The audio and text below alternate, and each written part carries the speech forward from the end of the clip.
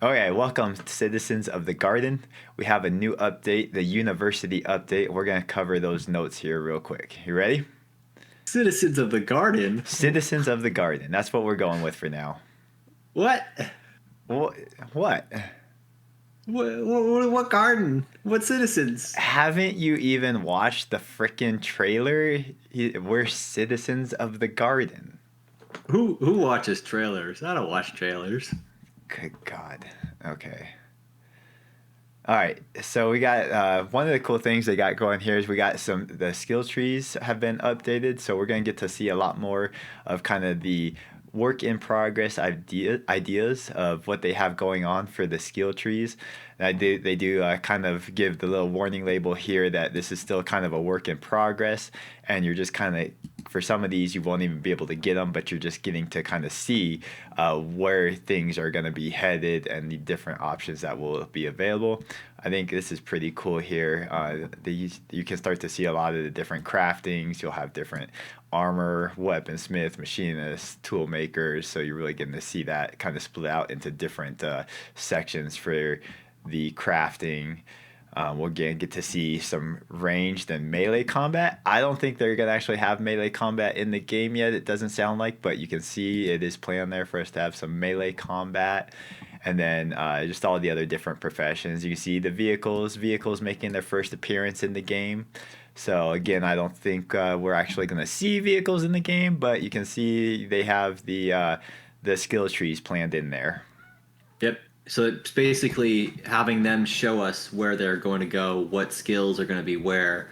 And with the work in progress, I think it's a good thing, partially because we now know where the progress is going to be made. It's also a potential risk because if the developers are like, oh, well, we actually want to change or shift it around, it's going to be obvious to us as the players that that's now changed and shifted around. So that might make players' expectations a little worse for wear if something they really liked is being put in the dustbin, as it were. I think at this point, the people that are playing the game and playtesting the game right now aren't going to care at all. Well, maybe I care. Yeah. Okay, so we got new weapons and weapon changes. So it's cool. We're getting to start to see some new weapons come into the game. We're getting, what I think, was it two or three? Was it three new weapons? We're getting Yeah, the Omni Blaster is now split into the Omni Force and the Omni Shock. So the Omni Force is going to be just like the Omni Blaster or similar to it. It's just going to shoot slower and hit harder. And then we'll have the corrosion drones. It sounds like they're going to be kind of like the companion orbs have been like, but we're going to have two dots weapons in the game. So we'll have the companion orbs for fire dots, and then we'll have the corrosion drones for yeah. corrosion. Yeah, we'll have the corrosion drones for corrosion damage.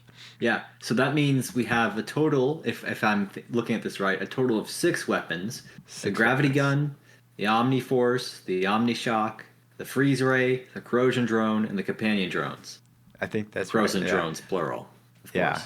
yeah. I think yeah. So I think that's gonna be one of the first things I check out. Is I'm just gonna go around and blast a bunch of stuff. hmm With the shield and grab mush and grapple 2 for movement, I think this is great. With you have a variable amount of weapons that you can use and a variable amount of defense and mobility in combat. So I think this is a good change. Yeah, that'll be pretty cool. So the mining improvements. This one I'm a little bit skeptical about. We're gonna get pieces of different resources, just kind of like as random drops while you're mining through other resources. I don't understand what the reasoning for this is, and it makes me a little bit nervous that there's gonna be some resources that are just completely random. I don't know about this one. I'm skeptical here. I personally like it though, where you're scanning, you're not having to fully go to a certain resource to find it. You can just mine and you can get a basic survey of the planet, sort of its resources. You don't have to really think about it. You can just start mining, start digging a hole. Yeah, so I guess we'll just have to see kind of how that one plays out. Let's see. So the ecology kiosk. Here's our first look at planetary health. So seeing how healthy the planet is, and some first consequences to that. If we start to let the planet health drop too low, you'll get the servitor violations where they might start coming after you. So here's kind of our first look at the planetary health system that they're gonna have. Yep. And the servitor violations. Ooh.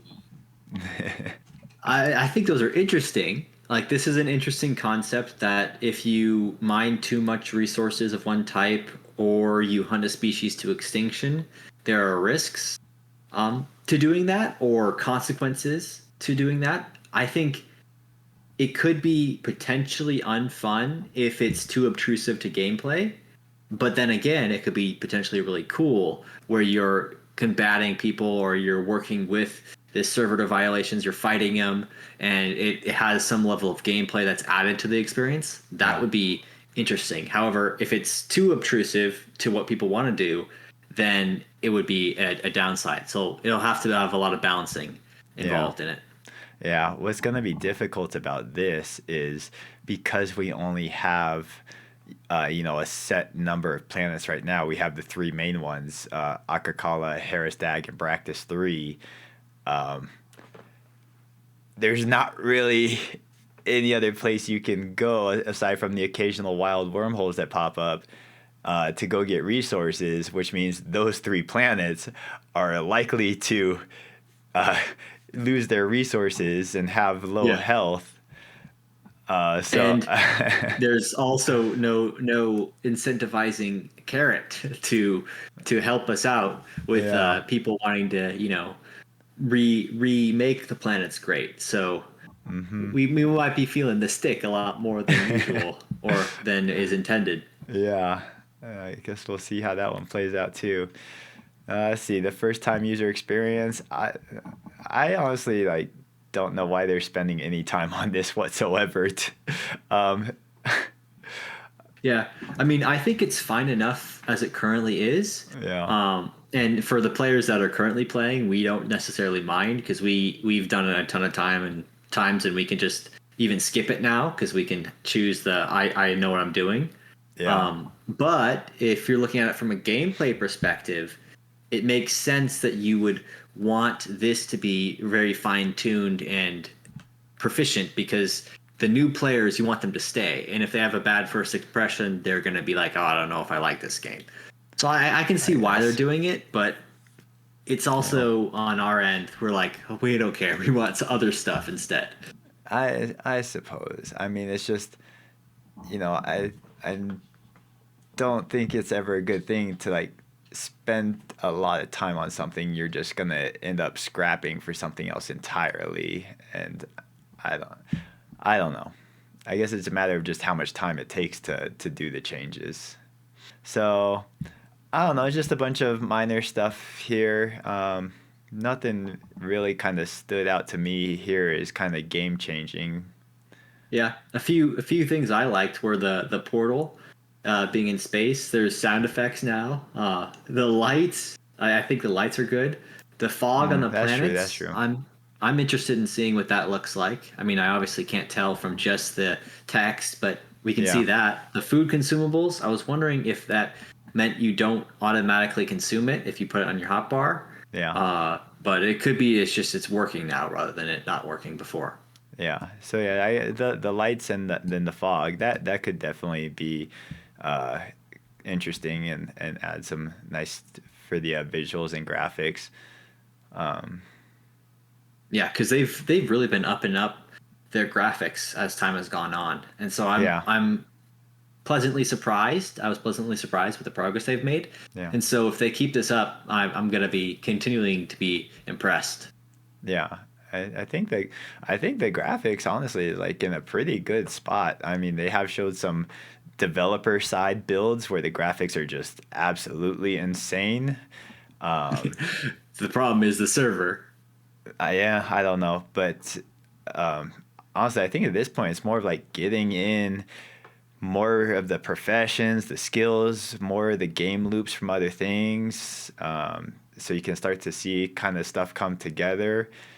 I think that's kind of where it's lacking a little bit right now.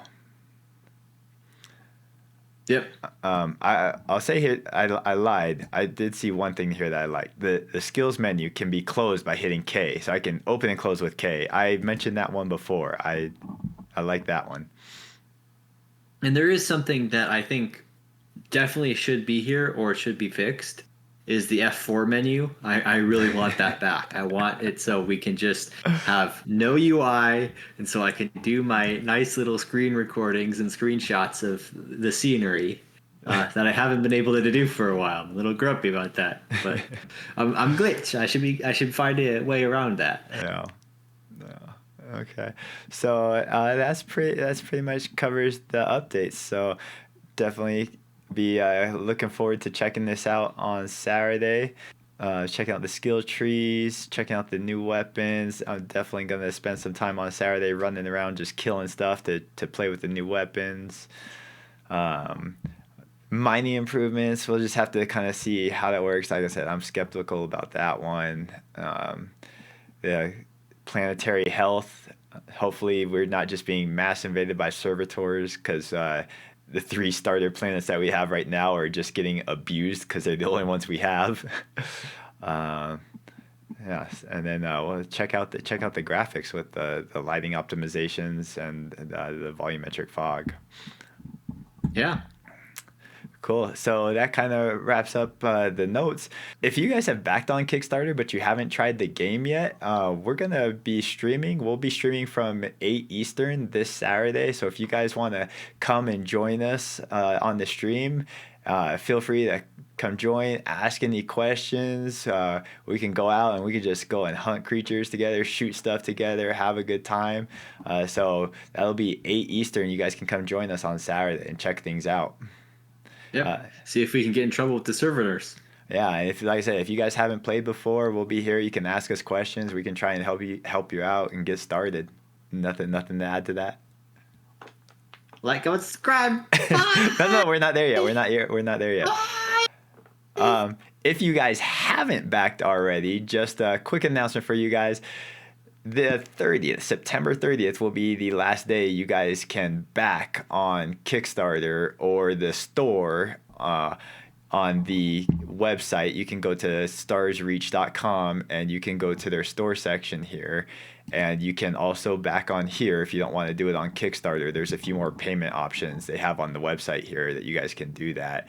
But if you're interested, you get access to the game, $33, and you guys can have all the playtest access. So they've been keeping the servers open.